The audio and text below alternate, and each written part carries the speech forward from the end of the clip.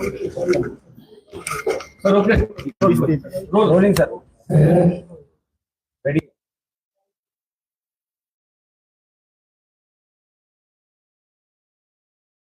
सगळ्यांना सांगत आहे की निवडणुकीचा पहिला टप्पा महाराष्ट्राचा असा दुसरा तिसरा आणि चौथा अजून 3 टप्पे आहेत. महाविकास आघाडीला सगळ्या जागा लढायचा निर्णय घेतला आणि सुदैवाला एखाद दुसऱ्या जागेचा इश्यू सांगला तर सगळ्या राज्यामध्ये महाविकास आघाडीच्या निर्णयाच्यामध्ये एकवाक्यता आहे. राष्ट्रवादी काँग्रेसनं लोकसभेच्या जागा या कमी घेतल्या आणि हा निर्णय आम्ही जाणीवपूर्वक केला. राष्ट्रवादी हा उत्तम लढल्याशिवाय राहणार आहे. कालच्या लोकसभेमध्ये राष्ट्रवादी काँग्रेस पक्षाचे 4 खासदार होते आणि विरोधकांचे सगळे मिळून 6 लोक होते. ही जी संख्या आहे त्याच्यामध्ये मोठ्या प्रमाणावर वाद झालेलं चित्र या निवडणुकीत दिसेल असं माझं अवघड दिसेल आहे. आणि म्हणून ही प्राथमिक माहिती ही मी तुमच्यावर ठेवतो.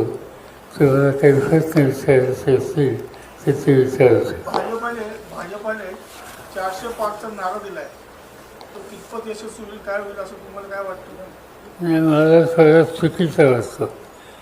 आणि चुकीचं असं वाटतं की एकंदर लोकसभेची जी संख्या आहे 544, ती 544 त्यांनी सांगितली तर तिने अधिक खरी मानली. देशात साधारण पहिल्या टप्प्यामध्ये 60% मतदान झाले, महाराष्ट्रात 55%च्या आसपास आहे.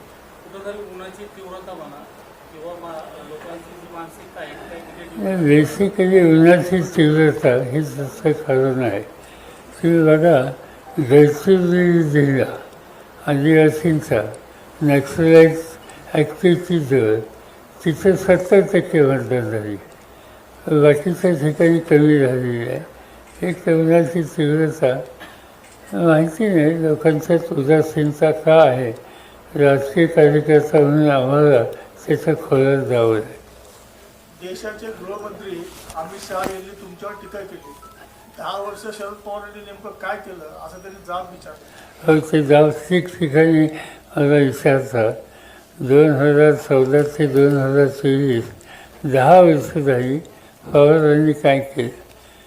एवढंच फक्त त्यांना सांगू इच्छितो की या 10 वर्षात मी सत्तेवर नव्हतं, ते सत्तेवर आहेत. त्यामुळे त्या सत्तेचा सगळा अधिकार त्यांच्या हातामध्ये असल्याच्या नंतर या 10 वर्षात त्यांनी नेमकं काय केलं ही सांगायची जबाबदारी त्यांची आहे. जे सत्तेवर नव्हते त्यांची ही जबाबदारी नाही. आणि त्याच्या आधी मी ज्यावेळेस सत्तेवर होतो त्यावेळेला माझ्याकडे जे काम होतं शेतीचं त्या संदर्भात काय केलं गेलं हे सगळं जगाला माहिती. तसाच आरोप नगर जिल्ह्यातून झाला होता. विखे पाटील म्हटले होते की शरद पवारांनी जिल्ह्यातल्या नेत्यांमध्ये भांडणं लावली आणि जिल्ह्याचं वाटोळं केलं. असं आहे की महत्त्वाच्या अशा व्यक्तीच्या उद्देशी काँग्रेसने केला ज्यांचं नाव तुम्ही घेतलं त्यांच्याबद्दलचं भाष्य करायला सुद्धा मला योग्य वाटत नाही. ते तर म्हणतात की नगर जिल्ह्यात आल्यानंतर पवारांना विखेंच्या विरोधात बोलावंच लागतं, तो त्यांचा धर्म आहे असं ते वाक्य वापरतात. ते काय बोलतात हे मला माहिती नाही. कारण ज्या लोकांच्यात स्वातंत्र्य नाही, कधी शिवसेनेत कधी काँग्रेसमध्ये, आता हल्ली कुठं ते भाजपमध्ये सतत या सगळ्या गोष्टीच्या संबंधीचा त्यांचा पराक्रम हा सगळ्या जिल्ह्याला माहिती. राज्यामध्ये महाविकास आघाडीला नेमकं किती जागा मिळतील काय? मला असं आहे की तुम्ही एक गोष्ट लक्षात ठेवा. मागच्या निवडणुकीमध्ये काँग्रेसचा 1, राष्ट्रवादीला 4 आणि 1 जागा औरंगाबादची घ्यायची MIM, अशा मिळून टोटल 6 जागा होत्या. यावेळेला एकंदर जागेच्या पैकी 50%च्या पेक्षा अधिक जागा ह्या महाविकास आघाडीला मिळतील. तुम्ही रात्री सांगितलं बातम्यात की ते एका उद्योजकाला पाठवून लंकेंची उमेदवारी थांबवायची सांगितली होती. दोन उद्योजक म्हणजे नगरचे होते की बाहेरचे असं ते व्हायचे मुंबई कोण होते उद्योजक ते? ते काही सांगितलं पाहिजे असं नाही. धनगर समाजाला एसटी प्रवर्गातनं आरक्षण द्यावं अशी याचिका जी होती ती सुप्रीम कोर्टाने फेटाळली आहे. कसं बघता याकडे? धनगर आणि धनगर हे वेगवेगळे आहेत असं आहे की यासंबंधी आम्ही सतत भूमिका घेत होतो की धनगर समाज नाही यांना कुठल्याही परिस्थितीमध्ये सवलती मिळायचा अधिकार आहे.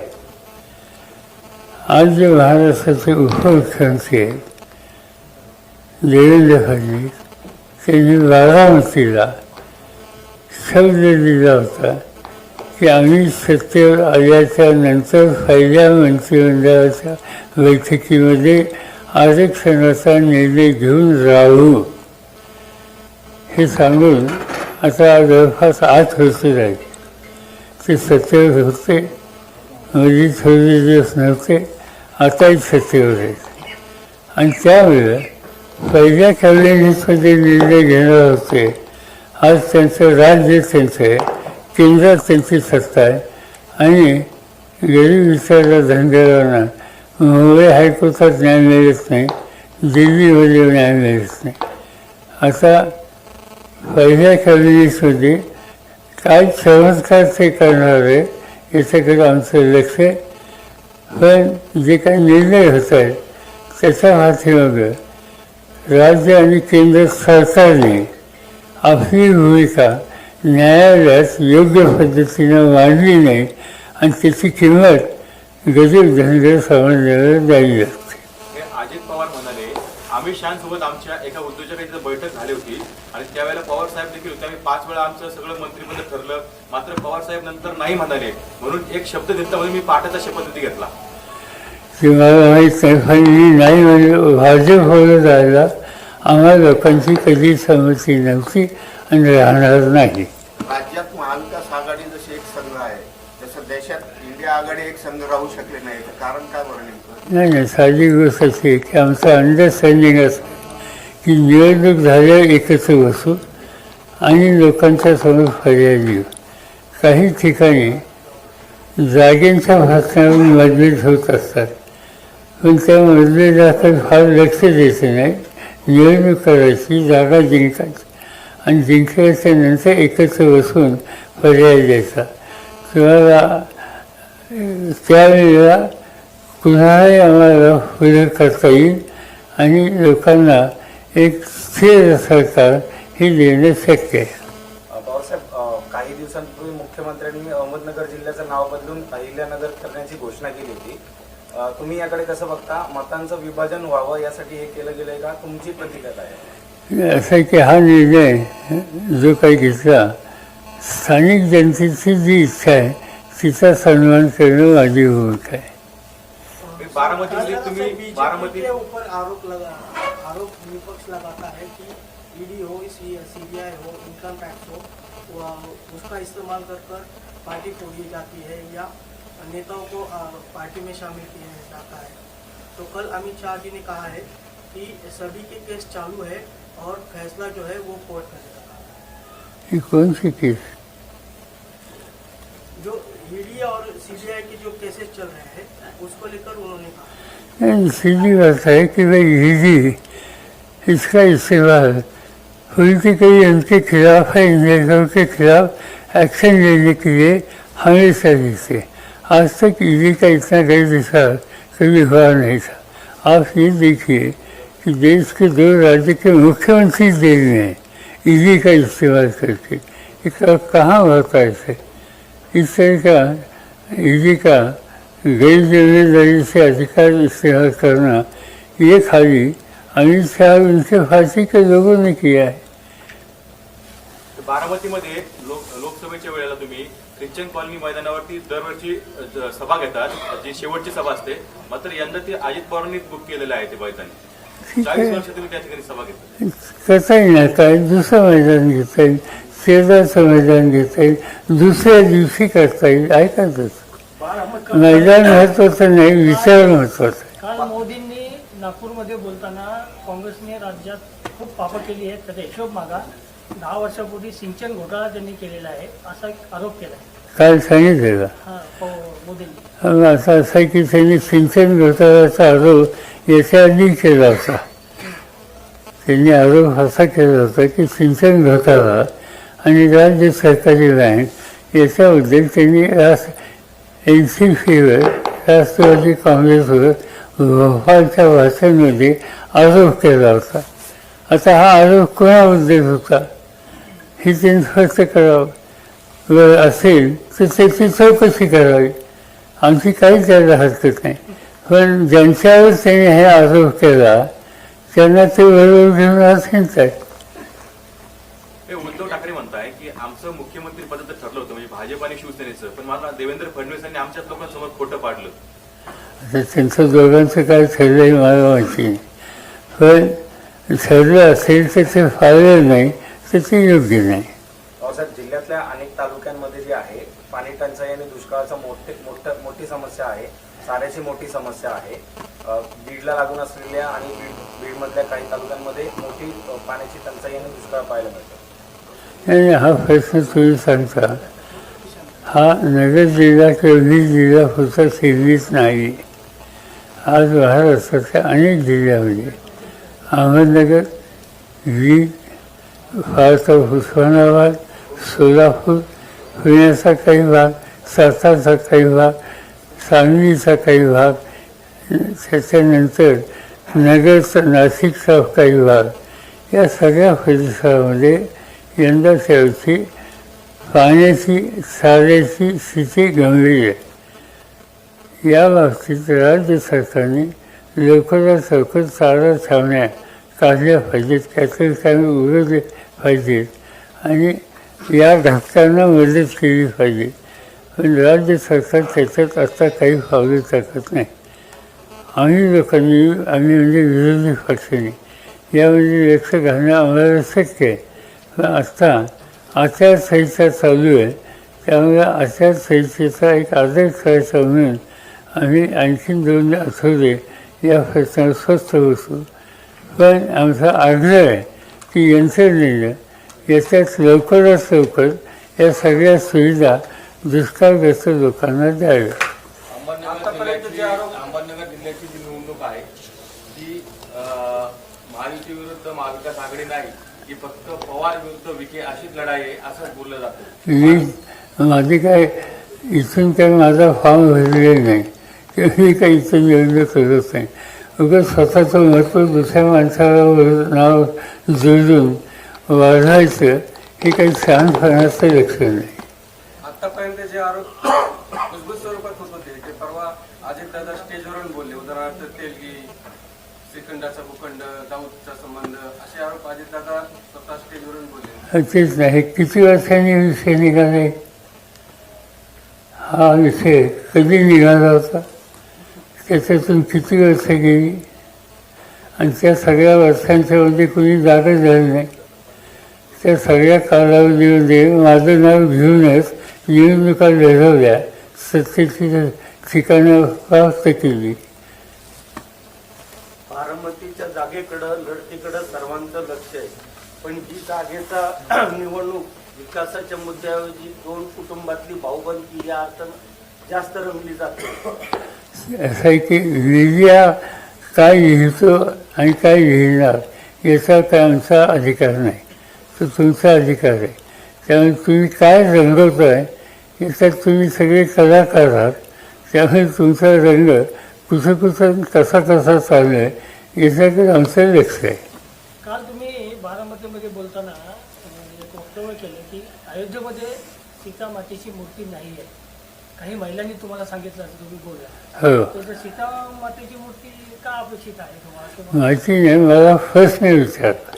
बरं एका सभेमध्ये मला फर्स्टने विचारला की रामाची मूर्ती बसवली ही चांगली आहे, पण सीतेची का नाही बसवली.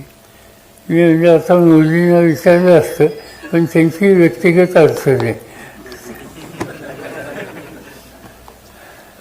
ज्या ज्या ठिकाणी नाराज उमेदवार होते कोणत्या कोणत्या पक्षाचे, खास करून महाविकास आघाडीचे, तिथे वंचित नेते लोक आपल्याकडे ओढले आहे. नगरमध्ये उत्कर्ष मोरे असतील, पुण्यात मोरे असतील, असे कुठेतरी आंबेडकर म्हणत होते की आमची 29 मतदारसंघामध्ये एक तयारी आहे ते आहे. तुम्ही कसं पाहताय, म्हणजे त्यांची तयारी किती असेल किंवा उमेदवार निवड मला ठाऊक नाही त्यांची तयारी. आमची इच्छा होती की त्यांना घेऊन निवडणूक एकत्रित लढावी. त्या दृष्टीनं आम्ही पावलं टाकली, बैठका झाल्या. दुर्दैवाने नाही देऊ शकलं, पण अजूनही आम्हाला असं वाटतं आज नाही उद्या तरी आपण एकत्र यावं. धन्यवाद. बारामतीची जी लढत आहे त्याच्यात तुमच्या एका वक्तव्यामुळे खूप वादंग होते, बाहेरची आणि घरची. त्याच्या नेमकं काय तसं नव्हतं, ते तुम्ही छापलं वेगळ्या पद्धती. आता तो काही महत्त्वाचा किंवा राज्याचा किंवा देशाचा विषय झालं ना. विषय असा होता, ज्या गोष्टीसाठी तुम्ही सगळ्या गोष्टी करताय किंवा जाती अंताचा लढा, मराठा आरक्षणाचा जो विषय आहे, मराठा आरक्षणामुळे किंवा आता निवडणुकीच्या अनुषंगाने एक प्रश्न असा सर्वसामान्य माणसांमध्ये आहे की जातीमुक्ती होण्याऐवजी आता लोक जातीत एकत्र जावे. समजा मराठा, ओबीसी असं सगळं वातावरण ग्रामीण भागामध्ये दिसते. आपण कसं पाहता? मला त्याच्यातून दोन समाजात किंवा अधिक समाजात कटुता अजिबात वाढू नये ही माझ्यासारख्याची इच्छा आहे. आणि मी या प्रश्नाने फारसं बोलत नाही. लोकांनी विचारलं, लोक येतात तर त्यांना सामंजस्य कसं ठेवता येईल याच्यावर आपण अधिक लक्ष करूया. वर्गाचे प्रश्न असतील तर ते सोडवायला लोकांची अपेक्षा असणं याच्यात काही चुकीचं नाही. पण हे करत असताना कुठल्याही 2, 3, 4 वर्गांच्यामध्ये भिन्न घटकांच्यामध्ये कटुता येता कामा नये एवढी काळजी घ्यायची. साहेब, याला जोडून प्रश्न आहे, हे कुठंतरी राज्यकर्त्यांचं अपयश वाटतं. कारण धनगर समाज असेल, मराठा समाज असेल, यांचे प्रश्न प्रलंबित आहेत. नाही, असं आहे की केंद्र सरकार ज्यांच्या हातात गेले काही वर्ष सत्ता आहे त्यांनी त्याच्यात हवं ते लक्ष घातलं नाही. प्रश्न त्यांनी उठवले. मगाशी मी सांगितलं की देवेंद्र फडणवीसांनी भाषण केलं की पहिल्या कॅबिनेटमध्ये निकाल घेतो. लोकांच्या आशा आकांक्षा ह्या वाढल्या आणि त्याच्यानंतर 10 वर्ष होऊन गेली आणि काही केलं नाही, तर मग त्याला वेगळं स्वरूप येतं. त्याचा दोष राज्यकर्त्यांना टाळता येणार नाही. मराठा आंदोलनाचा काय परिणाम होऊ शकतो? आता तुम्ही सांगा मला. काल तुम्ही भाषणामध्ये बोलताना विखे कुटुंबियांना तुम्ही केलेली मदत एक किस्सा सांगितला, एक घटना सांगितली ती. अशा पद्धतीने अजून काही घटना आहेत का की ज्याच्यात तुम्ही त्यांना मदत केलेली आहे? नाही, माझा काही फारसा संबंध नाही. चला चला, थँक्यू. एक सत्कार करा.